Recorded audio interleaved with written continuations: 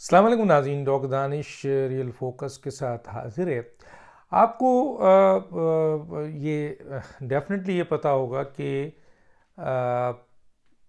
हमज़ा शहबाज साहब की हुकूमत आई थी, तो उसके बाद एंटी करप्शंस ने बड़ी तेज़ी से काम किया था और उस सिलसिले में फरागूगी हैं, बुज़दार साहब हैं, असलम गुज्जर हैं, आपके इसी तरीके से आपके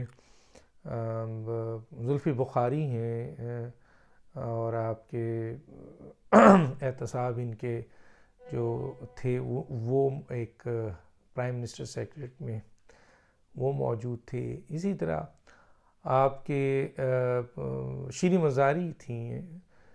तो बड़े अहम तरीन इश्यूज़ को उठाया था और एक्शन लिया था और गिरफ्तारी भी हुई थी, आपको पता है। लेकिन फिर देखते ही देखते क्या हुआ कि और रिंग रोड का भी केस था। लेकिन फिर हमने देखा कि जनाब आली हमज़ा शहबाज की हुकूमत गई और फिर परवेज़ इलाही साहब आए, तो ये सारे केसेस, क्योंकि डीजी एंटी करप्शन उन्होंने बदल दिए, चेंज कर दिया, तो एंटी करप्शंस में जितने भी केसेस थे वो आपके डंप कर दिया गया। लेकिन हुकूमत जाते जाते उन्होंने एक काम बड़ा अच्छा किया था कि वो तमाम केसेस जो इन लोगों के ऊपर था उसकी कॉपी उन्होंने कर ली थी। कॉपी से मुराद ये है कि उसका रिकॉर्ड उनके पास मौजूद था जो पीएमएलएन की हुकूमत थी या उनके लोगों के पास, तो इसीलिए रखा था, या जो भी ब्यूरोक्रेट्स थे उन्होंने अपने पास रखा था कि कल ये केस के लिए दोबारा कहा जाएगा। तो वही हुआ। आपको पता है, मैंने अभी सुबह बताया था कि जी इमरान खान और बुशरा बीबी को बुला लिया है नैब ने। तो एंटी करप्शन जो है वो डीजी एंटी करप्शन ने एक बड़ा एक अहम मैसेज है उनका, मैं उसको आपके सामने पेश करता हूँ। शेख रशीद साहब को भी इसमें बुला लिया गया। कौन कौन को किस केस में बुलाया है, मैं चाहता हूँ कि मैं इसको ज़रा सा आपके साथ शेयर कर दूँ। इस वक्त जो सूरत हाल है वो ये है कि आपके एंटी और ये डायरेक्टर जनरल एंटी करप्शन जनाब उन्होंने एक्शन लिया है और ये एक्शन पेंडिंग था। तमाम पंजाब के कमिश्नर से चौधरी परवेज़ इलाही के दौर में इनके शहरों में होने वाले तरक्याती कामों का रिकॉर्ड तलब कर लिया है। तमाम कमिश्नर से जो जो काम हुआ है, क्योंकि ये इल्ज़ाम आ रहा है कि चौधरी साहब, मोनू साहब और परवेज़ इलाही साहब ने out of turn, out of way, out of merit अरबों की इन्वेस्टमेंट की है अपने गुजरात में, और उसके जो किक्स बैक्स हैं उसको लेकर प्राइवेट जेट पे, ये इल्ज़ाम है। मोनस इलाही साहब यहाँ से चले गए थे। प्रिंसिपल सेक्रेटरी हैं आपके इसके परवेज़ इलाही के, उनको भी आपको पता है हिट किया गया है, और दूसरे जो इनके करीब इनके सेक्रेटरी थे जो इन चीज़ों को देख रहे थे उनको भी हिट किया गया है। तो चुनांचे वो तमाम तरक्याती कामों को की लिस्ट मांग ली और डिटेल मांग लिया। इसके अलावा पीटीआई के दौर के तरक्याती, पीटीआई का भी जो दौर था बुज़दार साहब का, उसके भी सारी इंफॉर्मेशन मांग ली गई है, क्योंकि उस पर भी बड़े संगीन इल्ज़ाम हैं गुजर साहब पे, फरागूगी पे, आपके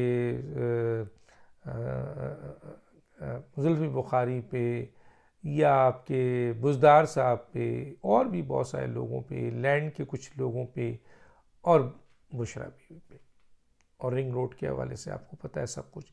तो वो सारी डिटेल भी मांग ली गई है। बहुत सख्ती के साथ काम हो रहा है। केयर टेकर गवर्नमेंट मेरा ख्याल है कुछ ज़्यादा 2 कदम आगे है एज़ कम्पेयर टू पर शहबाज शरीफ या हमज़ा शहबाज साहब। वहाँ वो कॉम्प्रोमाइज़ में थे, लेकिन ये केयर टेकर शायद कॉम्प्रोमाइज़ नहीं कर रही है।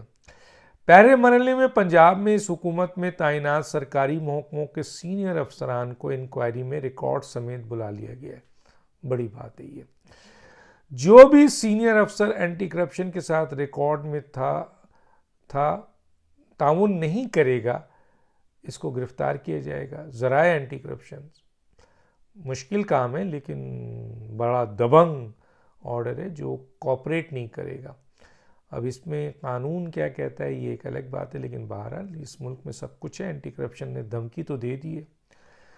शेख रशीद के खिलाफ भी इंक्वायरी को रीओपन कर दिया गया है। शेख रशीद को भी रीओपन कर दिया गया है। श्री मज़ारी के इंक्वायरी जो रोकी गई थी उसको भी रीओपन कर दिया गया है।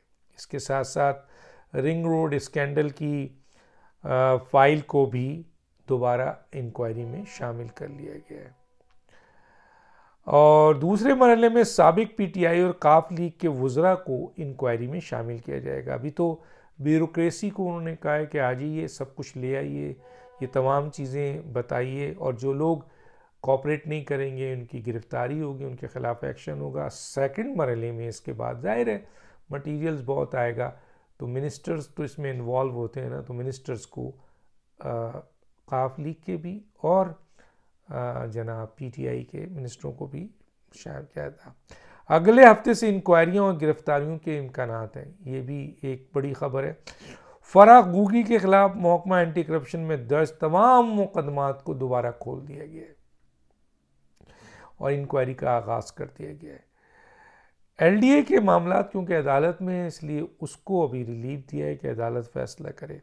साबिक वज़ीर नाम लेके मियाँ महमूद रशीद, मोनस इलाही, राजा बशारत, मुराद रास, यास्मीन राशिद, असलम, मियाँ असलम, इनके महकमों को फौरी तौर पर इस पे एक्शन लिए जा रहे हैं और इसकी डिटेल और इंक्वायरी की जा रही है। महकमा एंटी करप्शन के अफसर जिसने फाइलें घुमाई, इसके खिलाफ घर का पता ना देने वालों को मुअत्तल कर दिया जाएगा। फाइलें घुमाई गई हैं। अनवर शाह महकमा एंटी करप्शन का अफसर है जिसने महकमे से फाइलें गायब की हैं, ये भी एक खबर है, और वो फरार है। जवाब पंजाब भर की तमाम हाउसिंग सोसाइटीज़ का रिकॉर्ड तलब किया गया है और रकब की मंजूरी दी गई और कितने रकबे पर सोसाइटीज़ बनाई गई, ये भी बहुत बड़ी तादाद में सोसाइटीज़ को लीज़ किया गया है। सोसाइटीज़ को बहुत कम अमाउंट में जो है वो इन सोसाइटीज़ को लीज़ कर दिया गया। बहुत हैवी इसमें करप्शन हुई है। साबिक वज़ीर आला उस्मान बुज़दार और परवेज़ इलाही की कितनी हाउसिंग स्कीम है और इनके ऊपर इनके एहसासे और इनकी आमदनी के ऊपर इंक्वायरी शुरू हो गई है।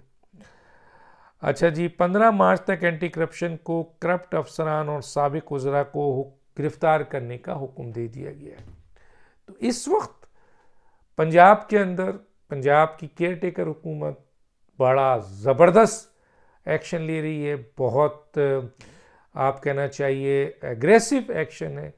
और पीएम हाउस में बुशरा बीबी के साथ फिर वो एहतसाब के जो उनके वो थे, इनका नाम मैं अक्सर भूल जाता हूँ, फिर जुल्फ़ी बुखारी, फिर उसके साथ नीचे बुज़दार, फिर उनके वज़ीर मियाँ महमूद रशीद, मियाँ यास्मीन साहिबा बहुत बड़ी, और मियाँ असलम साहब और दूसरे राजा बशारत साहब, फिर इनके पीएमएलक्यू के वज़ीर, और बहुत बड़ा इंक्वायरी खुल गई है और रिंग रोड की इंक्वायरी भी खुल गई है। तो गोया अब ऐसा लगता है कि केयर टेकर गवर्नमेंट बहुत जल्द, जिस तरह पहले मरहले में ब्यूरोक्रेसी को वाज़ेह तौर पे कहा है, कमिश्नर्स को कहा है कि अगर किसी ने छुपाने की कोशिश की तो उसके ख़िलाफ़ सख्त कार्रवाई होगी। और इसके बाद जो सेकंड स्टेप होगा वो मिनिस्टर्स पे होगा, एंड थर्ड स्टेप जो बुशरा बीबी हैं, जुल्फ़ी बुखारी हैं, रिंग रोड के फैक्टर्स हैं, बुज़दार हैं, परवेज़ इलाही हैं, इनके ऊपर एक्शन होना है। पूरी एक प्लान चार्ट अब तक की तय हो चुकी है जो मैंने आपके सामने पेश की। देखें क्या रिज़ल्ट आता है। और श्री मज़ारी का वो केस जिसकी बुनियाद पर आपने सुना होगा इनकी गिरफ्तारी भी हुई थी, लेकिन फौरी तौर पर वो जो हमज़ा साहब ने बहुत ही नॉर्मल बिहेवियर रखा, लेकिन मौजूदा हुकूमत का सुनने में आया है सख्त एक्शन लेने जा रही है। टोकदानिश को इजाज़त दी। मुझे ये लगता नहीं है कि यहाँ इलेक्शन होगा। केयर टेकर गवर्नमेंट टूल पकड़ेगी।